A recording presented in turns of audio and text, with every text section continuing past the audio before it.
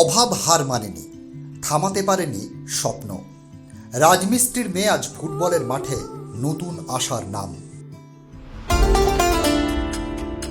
রাজমিস্ত্রির ঘরে জন্ম, স্বপ্ন ভারতের জার্সি, দুর্গাপুরের প্রতিমার লড়াই।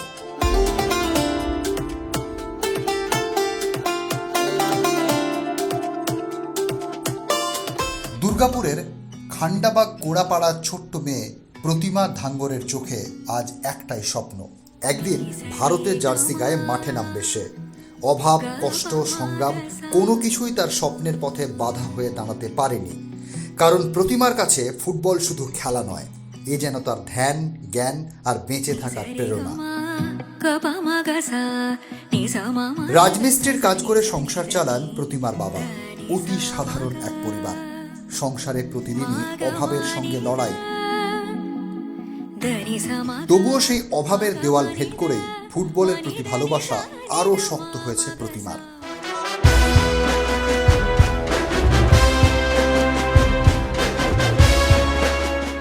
ছোটবেলা থেকেই পাড়ার দাদাদের ফুটবল খেলতে দেখেই তার মনে জন্ম নেয় এক অদম্য ইচ্ছা, আমিও খেলবো, বড় ফুটবলার হব। সেই স্বপ্নকে বুকে নিয়ে একরত্তি বয়স থেকেই মাঠে বল পায়ে ছুটে বেড়ানো শুরু। সদ্য সে মাধ্যমিক পাশ করেছে দুর্গাপুরের বেনাচিতি হাই স্কুল থেকে। পড়াশোনার পাশাপাশি সমান তালে চালিয়ে যাচ্ছে ফুটবলের অনুশীলনও। প্রতিদিন প্রায় 28 থেকে 30 কিলোমিটার পথ সাইকেল চালিয়ে উখরা পূজারী ফুটবল কোচিং ক্যাম্পে যায় প্রতিমা।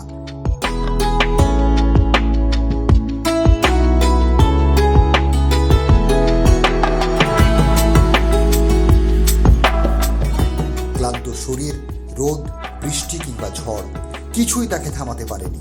ক্যাম্পের প্রধান প্রশিক্ষক তীর্থ চট্টোপাধ্যায়ের তত্ত্বাবধানে অন্য মেয়েদের সঙ্গে কঠোর পরিশ্রম করে চলেছে সে।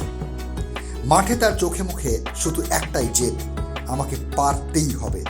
ইতিমধ্যে এই কঠোর পরিশ্রমই তাকে পৌঁছে দিয়েছে বড় মঞ্চে। সদ্য মণিপুরে অনুষ্ঠিত ন্যাশনাল স্কুল গেমস ফুটবল প্রতিযোগিতায় অংশ নিয়েছে প্রতিমা।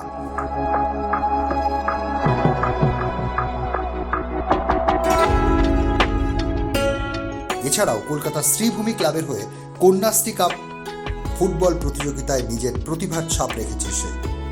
কিন্তু সবচেয়ে কষ্টের কথা, প্রতিমার বাবা মা আজও মেয়ের খেলা নিজের চোখে দেখতে পারেনি।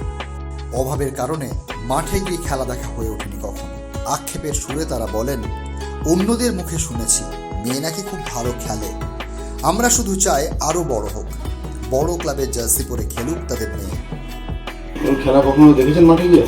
না, দেখি না, এমনি মানে মোবাইল তুলে নিয়ে আসা, ওটাই দেখি। কতটা ভালো লাগে? অনেকটা ভালো লাগে। কি চাইছেন আগামী দিনে? আমি চাইছি ও নিজে পায়ে ভবিষ্যৎটা দাঁড়াক, আগে বাড়ুক, একটা আপনাদের আশীর্বাদে, এটাই। অভাবের সংসারেও মেয়ের স্বপ্নকে বাঁচিয়ে রাখতে সর্বস্ব দিয়ে চেষ্টা করছেন তারা। খেলার জন্য যতটুকু প্রয়োজন তারা যোগান দিচ্ছেন। তাদের বক্তব্য, যদি কোনো সহৃদয় ব্যক্তি বা সংস্থা পাশে দাঁড়ায় তাহলে মেয়েটা আরো অনেক দূর যেতে পারবে।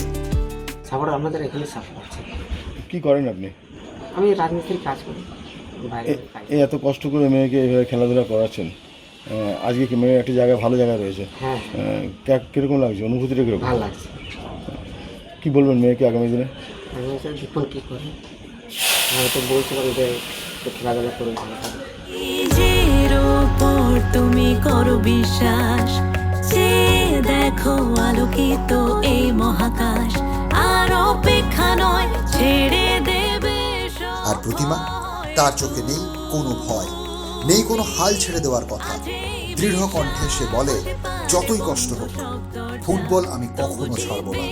একদিন ভারতের জার্সি পরে খেলায় আমার স্বপ্ন। লক্ষ্যে যাও এগিয়ে, আসুক যত বাধা, পারবে তুমি, আজই বিশ্বাস।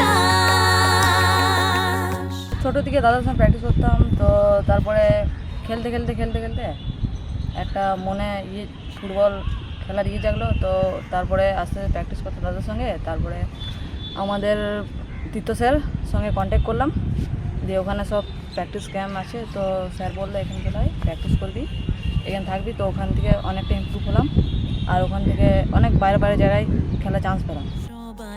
আজকের দিনে যখন অনেকেই সামান্য বাধায় স্বপ্ন বদলে ফেলে, তখন দুর্গাপুরের এই কিশোরী শেখাচ্ছে স্বপ্ন সত্যি করতে হলে লড়াই চালিয়ে যেতে হয়।